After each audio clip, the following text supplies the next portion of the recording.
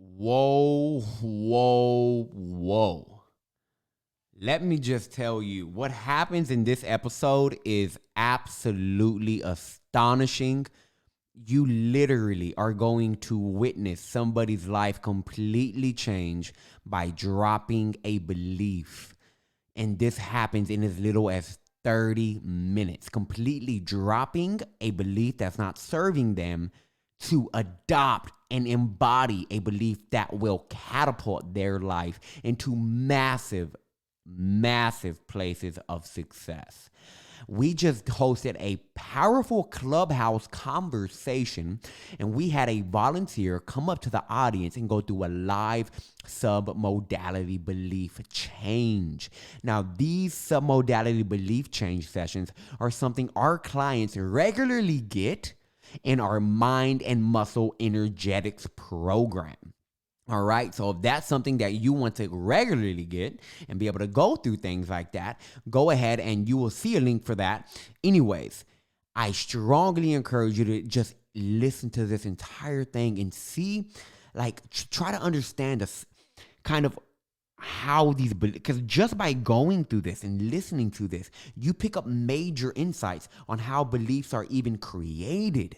And by even picking up those insights on how beliefs are even created, oh my God, that is just value beyond value within itself.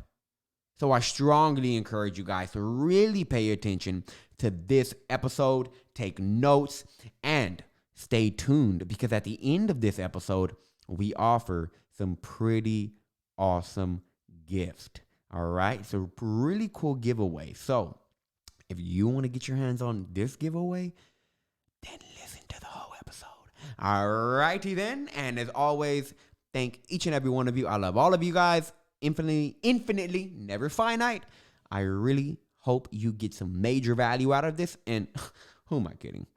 You will. All right, Jack. So what we're going to do here is we are offering to take somebody through a live sub-modality belief change. And Nicki, if you can go ahead and just say really quickly what a sub-modality belief change is, and if this is something he wants to do, he's more than happy to raise his hand, and he can go through this process right now and drop a belief within the next hour. Perfect. Okay, so Jack, what this is, we basically change what's called the internal representation that your mind holds when you think of a belief and feel a feeling in your body.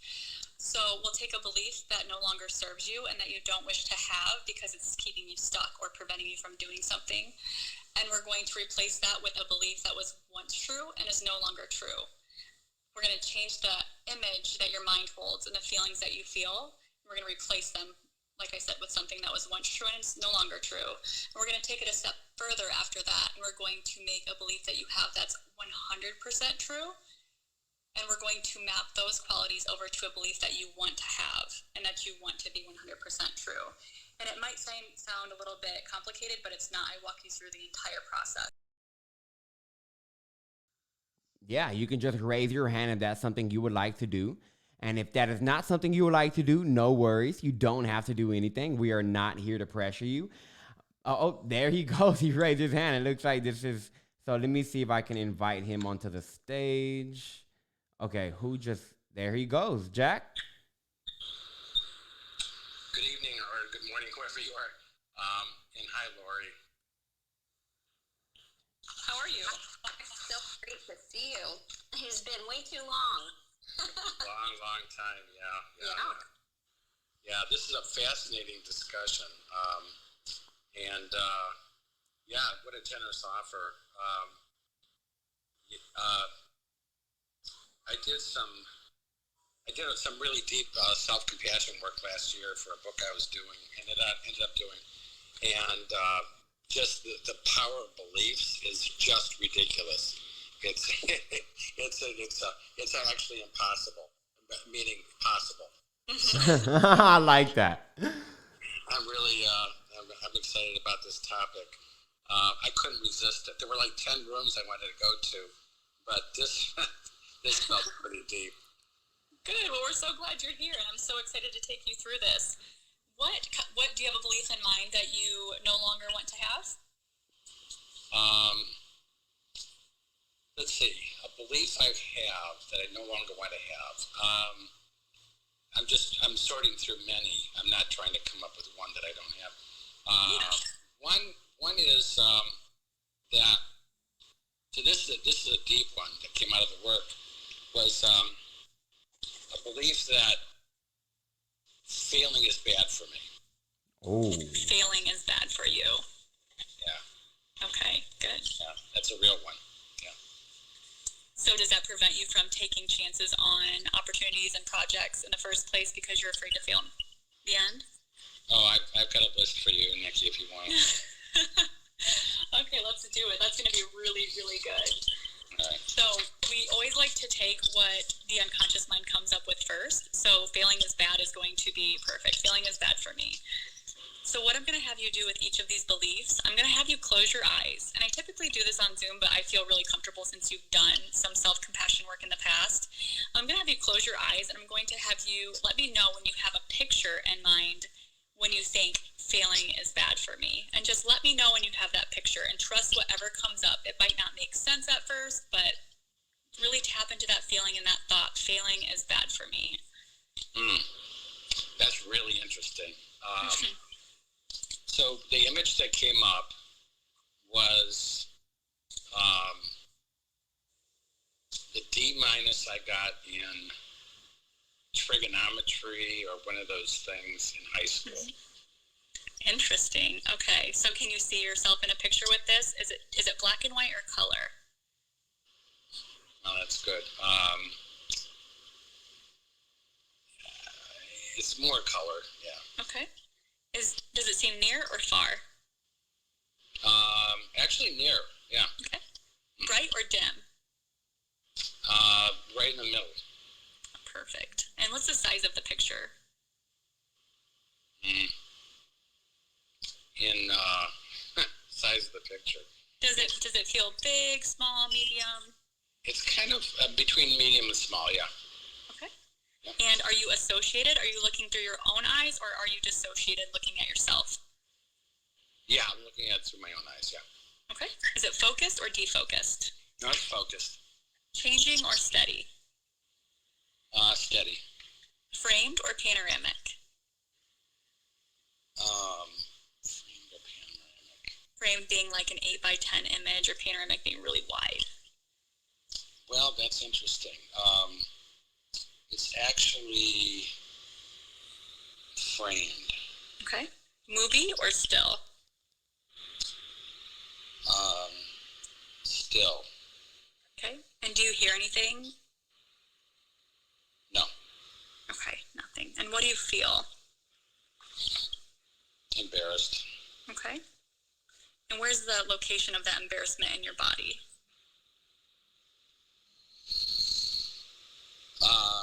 It's really in the heart area, chest, heart area, yeah.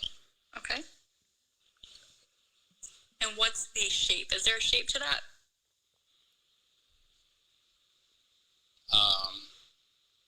It's just a square. Okay. And on an intensity scale of 0 to 10, 10 being the strongest, what would you say that intensity is? Intensity of my feeling or the image? The embarrassment. Oh, the embarrassment. Let's see. What do we got here? Yeah, really tap into it. Failing is bad for me. Yeah, it's an 8. An 8, perfect. Okay, now you can open your eyes. And now we're going to think of a belief and a thought that was once true and is no longer true. So for some people, it might be like, I drove a red car, or I used to smoke. That's if you no longer smoke, or if you ever did. Anything that was once true for you and is no longer true.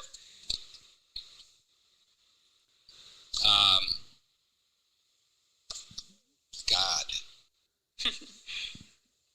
I'm telling you, I'm really going with literally what's coming up. That's perfect. That's exactly what we want. The first thing Right. Mind pulls. Yep. Right. Okay, so if you can tell me what that is, and then I'll elicit those same qualities for that picture. Well, I didn't think God was going to come up in this thing. Jesus. That's okay. That's okay. It's funny. Jesus. So, what's the question? what is something that was once true and is no longer true? Yeah, belief in God. A God, yeah. Belief in a God. Right. Okay. And when you close your eyes and you think of a picture, let me know when you have one. It's this, it's the classic patriarch, the old father, the father figure. Okay. And is that color black and white, or that picture black and white, or color? That is actually black and white. Okay.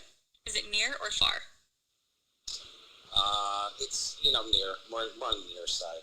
Okay. Bright or dim? Between. Okay. And is there a size to the picture? Small, medium, large? It's the same size, actually. Same yeah. Very cool. And are you looking through your own eyes? Are you associated or dissociated? My own eyes.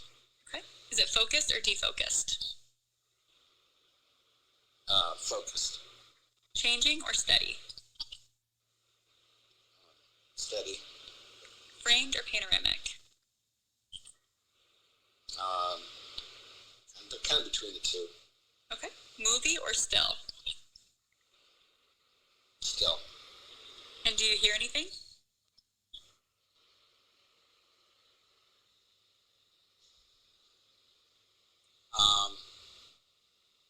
No. Nothing? Okay. And what do you feel?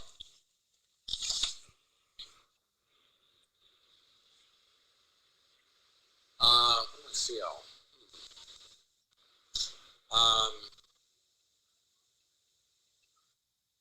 Right now I feel silly. Like, I can't believe I did that. So silly, you said? Yeah. Okay. Yeah. And where's the location of that feeling of silliness? Let's see. That is, location is kind of,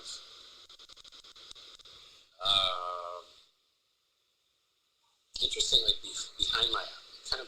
behind my eyes, like the back of my head. Okay. And is there a shape to it?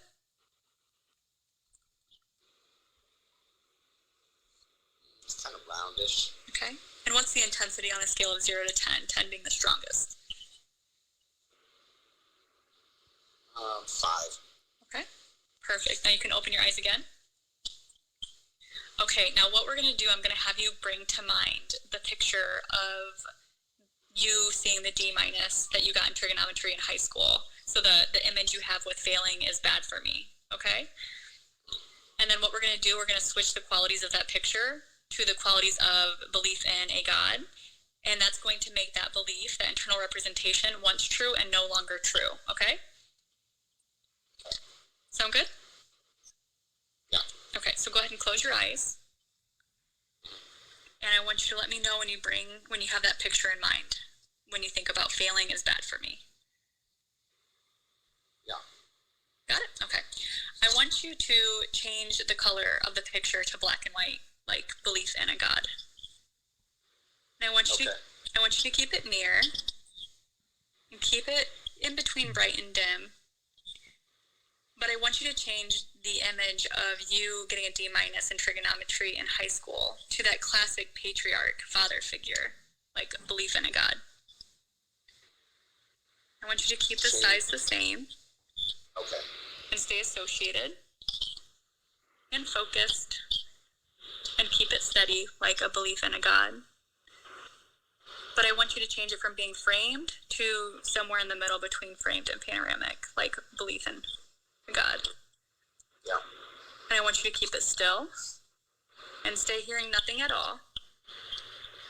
But I want you to take that feeling of embarrassment in your heart and chest area and change it to that feeling of silliness behind your eyes and the back of your head. And I want you to change the intensity from an 8 to a 5. And when you have all those changes locked in place, you can open your eyes and let me know when your eyes are open. Yeah, they're open. Okay, perfect. So that's the first step. So when you think about failing is bad for me, does it feel any different yet?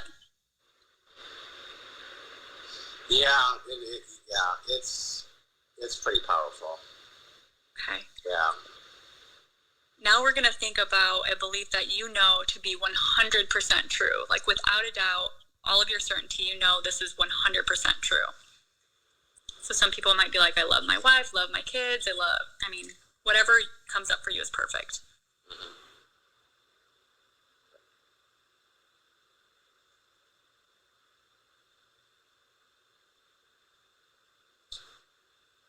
So, what are you asking? You're asking me to name that, or what? Yep. Name that belief. Whatever belief comes up for you, that's 100% true. Because what we're going to do now is figure out the belief opposite. You want to believe that, like, failing is bad for me. We're going to figure out the belief that you want instead. But first, we need to figure out a belief that we can make it 100% true from. Okay, got it. So the more certain, the better. Okay, so what is that? You can just tell me. Yeah. The whole trick to this is really going with the first images. Yeah, yep. Yeah. Not questioning them. The 100% true is that science will save us. Science will save us. Okay. Now, when you close your eyes and think about science will save us, really tap into that feeling and let me know when you have a picture in mind. Redwood forest. Redwood forest? Yep. Perfect. Okay, is that color black and white or color? That's color. Okay. Near or far? Far. Bright or dim? Dim. Is there a size to the picture? Panoramic. Okay.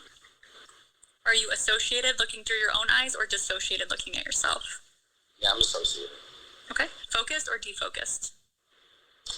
Focused. Changing or steady?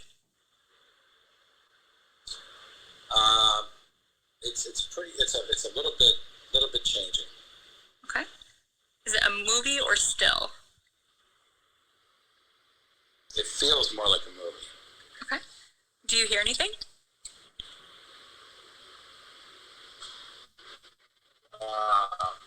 Yeah, I do. I hear wind.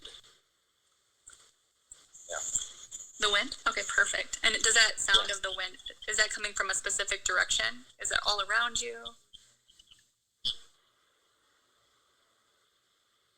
Yeah, it's more all around. Okay. And is it coming from inside your head or does it seem external? Inside. Okay. And is it loud or soft?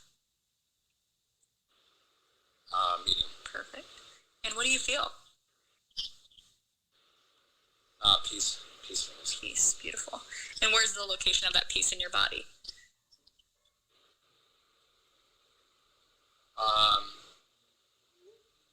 Interestingly, it's like my throat chakra. Cool. Okay. And is there a shape to that feeling of peace?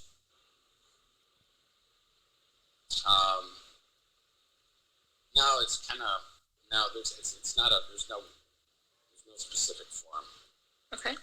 And what's the intensity on a scale of 0 to 10, 10 being the strongest? I would say it's a 7. 7? Okay, perfect. Okay, you can open your eyes. That was great. So now, what is the belief you want to have that is opposite failing is bad for me? What is something that will serve you?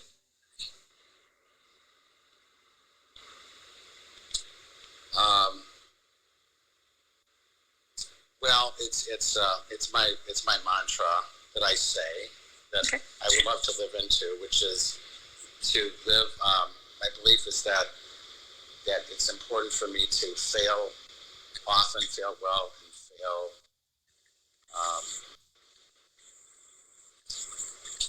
fail often, fail well, and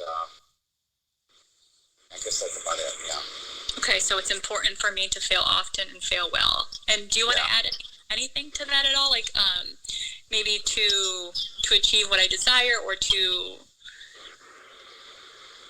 is that the one that you'd like to have? Well, no, so in order to, that's good. in order to live with empathy. Ooh, okay, that's perfect. It's important for me to fail often and fail well in order to live with empathy. Okay, so when you think about that belief and you feel into that belief, and you close your eyes, let me know when you have a picture. Wow. We have children in the streets of Calcutta. Amazing. Okay. And is that picture black and white or color? Color. Near or far? Medium. Okay. Bright or dim? Bright. And is there a size to the picture?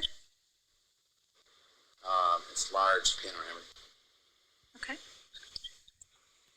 Are you associated looking through your own eyes or dissociated? Yeah, associated. Okay. Focused or defocused? Focused.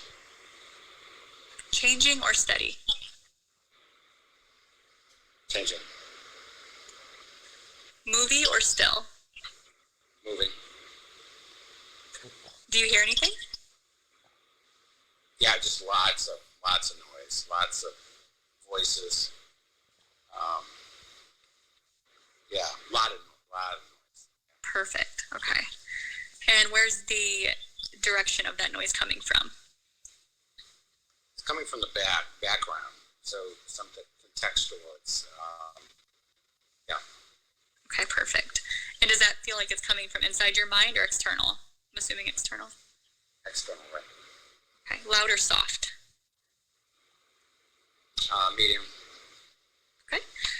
And what do you feel? Feel optimism. Optimism. Perfect. Where's that feeling of optimism in your body?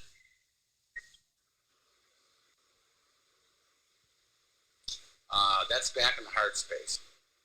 Heart space. Okay. And is there a shape to that optimism?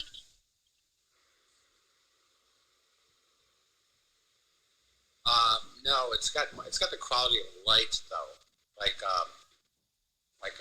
early morning light. Ooh, okay. And what's the intensity of that optimism on a scale of 0 to 10, 10 being the strongest? Probably a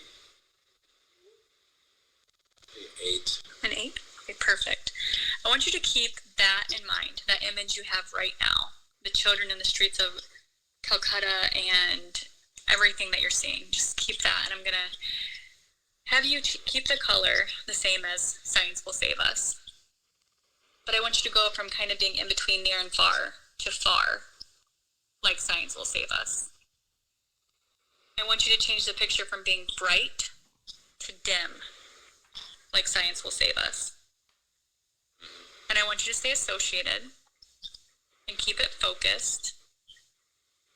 But I want you to change it from changing to just kind of changing. And keep it panoramic and a movie. But I want you to go from hearing lots and lots of noise and lots of voices to just hearing wind. And I want that noise to go from being in the background to being all around you. So hear that wind all around you. And I want you to feel that optimism in your heart space. I want you to change it to peace in your throat chakra, like Science Will Save Us. And I want you to take that feeling of optimism that you changed to peace in your throat chakra. And I want you to take the shape from a quality of light to no specific form, like Science Will Save Us. And change the intensity from an 8 to a 7, like Science Will Save Us. And when you have all the changes locked in place, you can open your eyes and let me know when they're open. Okay. Go. Okay. So how was that for you?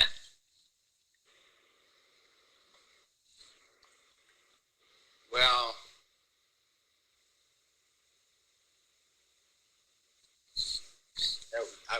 on a cognitive level, that was really interesting.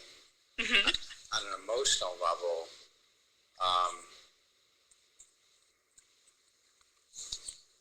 I could feel the shift going on.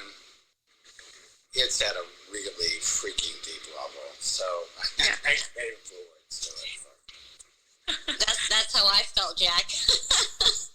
Yeah. I was like, Yep, I can say the same. what just happened? Yeah. And I actually, know some, the techniques and what Nicki's doing, but it's like you can't really do it for yourself. Like, you got to have that space held, and it's like, it's so powerful. Yeah. And yeah, that image and that feeling that you have right now is yours to keep. That's one thing, especially since you said at a cognitive level. The less we try to intellectualize these things, the better. Because we pick up these internal representations really quickly, and we can drop them or shift them or swap them just as quickly. So when you think about failing is bad for me, how does that belief feel for you now? Because a lot of times people don't feel like it's true anymore. And seriously, I can't believe it. It's not. There's no way to go. You can't go back. You know what I'm saying? Mm-hmm. It's like the Easter Bunny. You can't go back and say, well, maybe there was, maybe there is. I don't know. But it's definitely a belief shift, and it's really, really interesting. What is this called again? This is called a submodality belief change. It's an NLP technique. It's an NLP technique. Yep. Okay. All right. Yeah, I studied NLP when it first came out. Awesome. And the problem at that time, I was like really young. Uh-huh. I mean, it's an old technique, but like almost nobody knows about it. Yeah. And I used it with clients. Never used it on myself. Never had it done to me. In other words, I book learned it and then did it that way. But it's there's no other way. There's no substitute. You can't. You have to go into this hypnotic state in a sense. I don't know what to call it. Mm-hmm. But it's really powerful. Well, thank you so much for doing that. Like, really, really appreciate you being like vulnerable and just trusting whatever came up first and running with it. So I'm excited to see. I think you and Lori know each other, obviously, but would love to see how things pan out for you after. Yeah. It's really interesting. I think what I'm inspired about is using. So I do a lot of coaching. I do leadership coaching for the most part,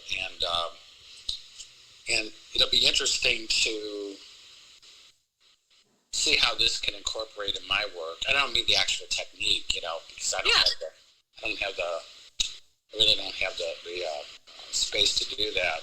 But just some of the transitions that you made, just introducing some of that. It's just really powerful. So glad, yeah. Well, again, I appreciate you so much taking the time to even be here and chiming in and sharing your knowledge too. So here's a question I have for you guys. Right? So I show up, and I show up in a room every night about this time. Lori pings me, and I'm like, oh, God, I haven't seen Lori in forever, so I got to do that again. So I'm obligated to show up. And then nobody's here. And I ran a room last night. It was like this. We had like 4 people, and people came and went the entire hour because they were like, oh, my God, I'm not, I don't want to be on stage. I don't want to talk. How would you do this? How do you do this in a room of 20 or 200? It's really just making sure that they feel comfortable for one. And that's, Lori said it in the beginning, I tend to make people feel safe pretty quickly. I don't know if you felt that too, but I think it just depends on the person. And if they don't want to, that's fine too. I typically do this on a one-to-one basis with my coaching as well. But I really do think that if the person feels safe, and they're open like you were, like you just ran with it, if they're willing, then they're going to reap the benefits too. So I try not to assume that, even if it was a room full of 200, that someone wouldn't want to do it. But yeah, you never know. But what do you think so there's 200 people in the room. What do you think the other 196 people are doing while, like, you're working with me? What are they all doing? I think some of them are wondering what's happening for you. Because I've had so many of these powerful sessions, like literally the things that can change after just one session. I wouldn't think about what those other people are thinking, because my energy and focus is so concentrated on the person I'm working with. Like, I'm so focused on you and really wanting to make sure that what we're doing here is powerful, that I don't even, like, I'm not quite sure what they're thinking, but I can tell you, even just me listening, I was very intrigued by witnessing the process. Yes, that's what it is. It's even powerful as an observer, just to see the space being held for you to go back and forth, and the images that came up, and the idea of the change that was being made, just watching that whole thing, knowing that I've been through it, I was like, this is so cool to also observe. So I think there's value in that. I think it will prompt people to be curious if they are engaged in listening, and it may make them think, what are other beliefs I could do that with? What do I have in my way? When you said, failing is bad for me, that was such a cool, I was like, oh, that's gold. I'm like, wow, let's get rid of that. So I was like cheering you on. Like, let's get rid of that. It brings me so much joy to know that we can literally go through this process and you can come out on the end of 20 minutes later no longer feeling it. It's true. Like, it's the best. Yeah. I think from my point of view, one of the coolest things to do is, just like Lori said, is like legitimately watch somebody go through this. Because, Jack, I've been through 2 of these specific sessions with Nicki, and just what happens internally with me is so huge. But being able to, like, I'm not seeing it, like, I don't see you on camera or anything like that. But one thing that I was really trying to pay attention to was, regardless if I can see you on camera or not, I can feel your energy, right? And whenever I did hear you say at the very beginning, when you were like, well, failing is bad for me, that was a big one for me as well, because I always got punished for my, like, chronic D syndrome of consistently getting D's in school. And whenever I was able to let that go, a while back, but hearing your energy when you first said it compared to how you were secondly, like at the end of everything, like, it's always the same sensation of feeling light. It's like feeling weight come off of you, because because it's like beliefs really do have a grip on you.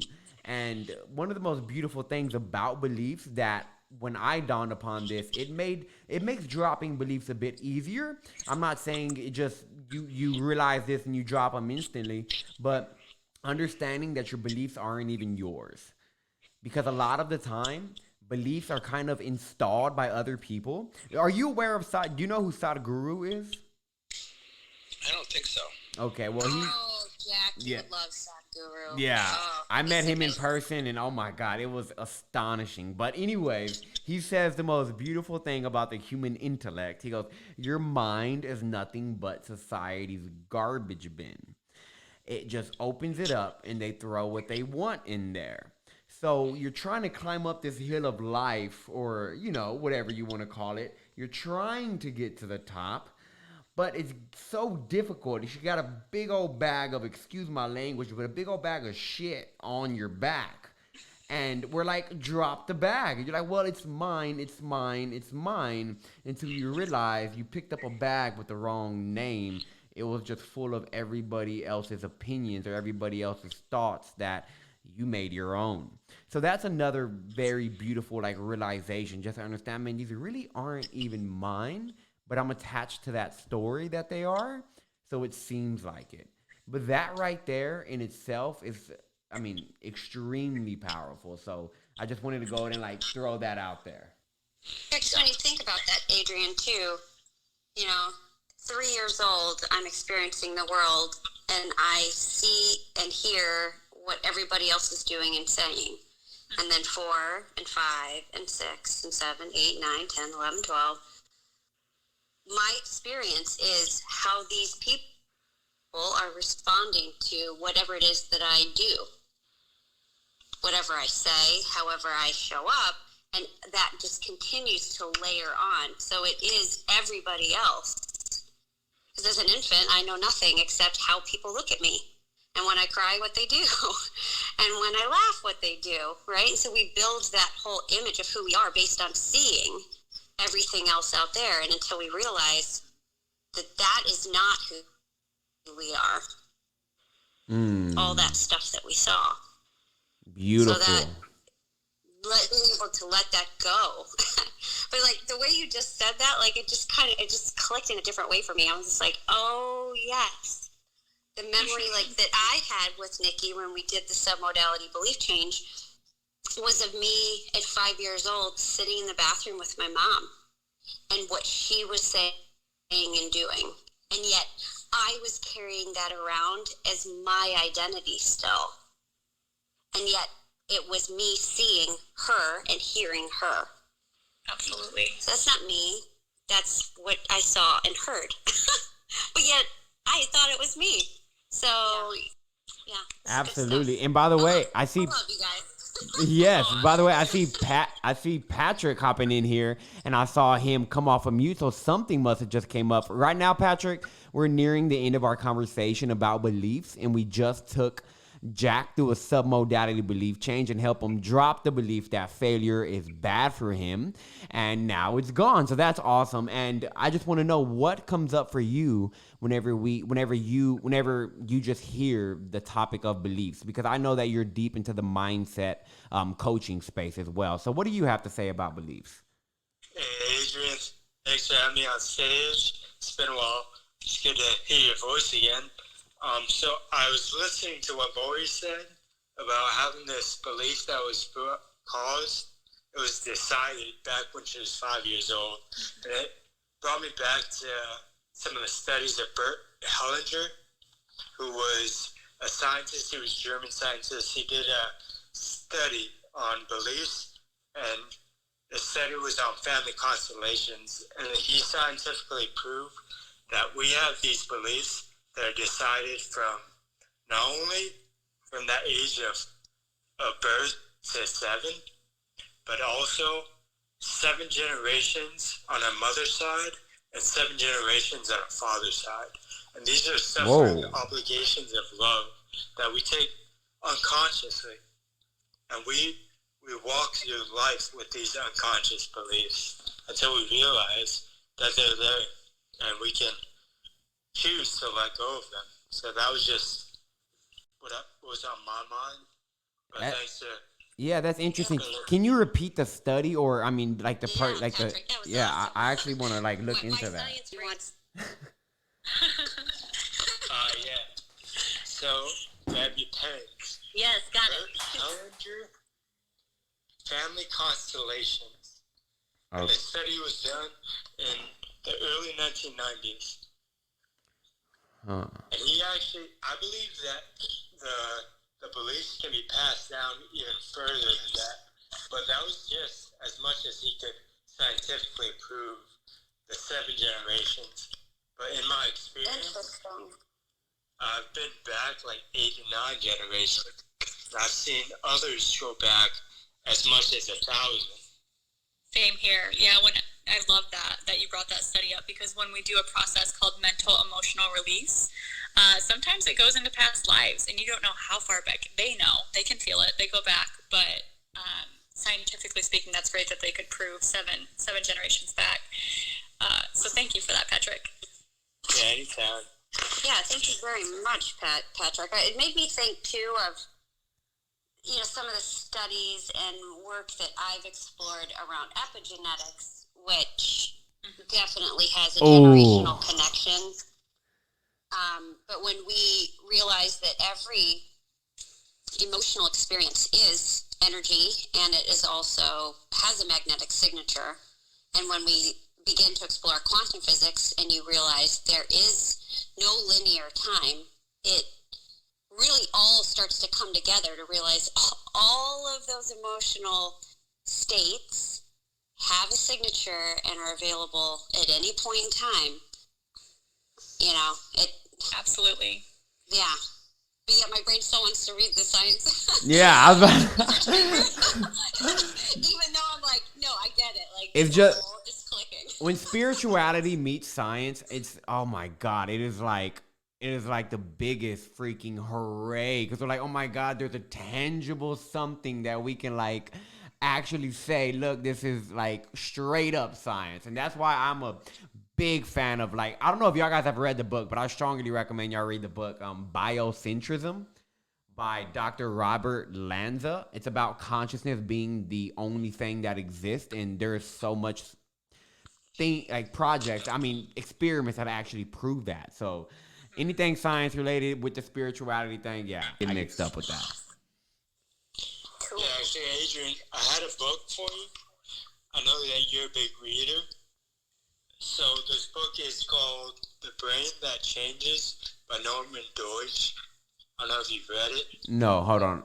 The Brain That Changes. All right. I'm getting that down. That sounds interesting. Yeah, Norman Deutsch. You know what? We actually have a book club, man. I think you would definitely enjoy it. However, really quickly, guys, we are getting ready to end the conversation here.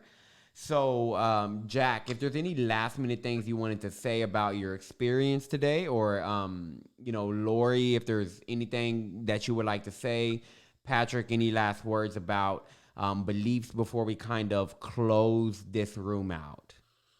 Well, I could just add one thing. I think just as a contribution, I think. So I did a book on the new science of emotion last year, and what the new science says is that everything we do is based on our emotions, and all of our emotions are based on our language. And so the process, Nicki, that you went through with me was this complete redesign of language, which ends up redesigning my emotions and my whole perspective of the world. So, wow. Yeah. And so the way it's said is that, on the emotional level, is that emotions are not triggered, they are composed. Oh. Yes. Yes. That was a mic drop. Right I was literally about to say that was a mic drop. We're in sync, man. We're in sync. On the same wavelength. Thanks for sharing that, Jack. And that's exactly what that process does. It changes the way you encode that language and the internal plan. That's everything. Everything you just said was spot on. So I appreciate those thoughts. Yeah. What's your book, Jack? You said the science of I wanted to check that out. Yeah.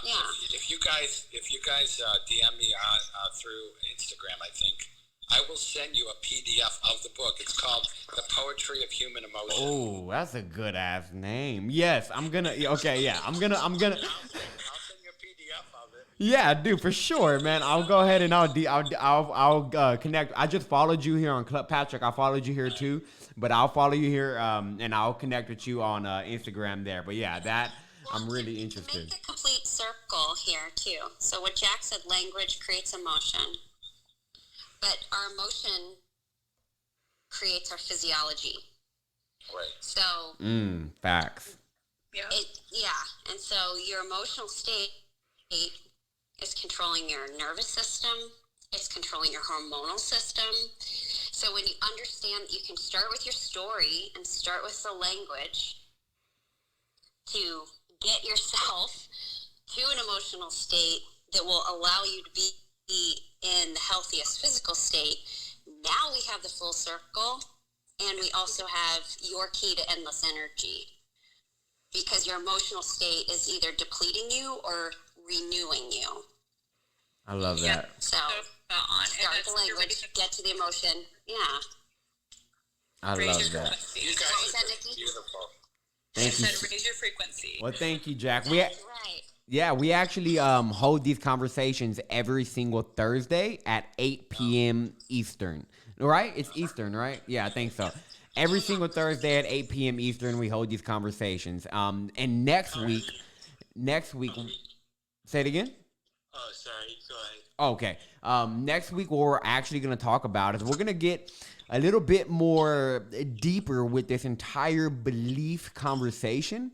And my goal is on the next conversation is to introduce a perspective, a realization that a lot of us were experiencing on. I mean, we're like, it's happening on a day-to-day basis, but whether we're consciously experiencing it or not really determines whether you are holding on to every single belief that you hold. And by just this realization, it opens up the possibility to drop every single belief that you want in almost an instant, to the point where you can pick up whatever you want and even drop it whenever it's not necessary.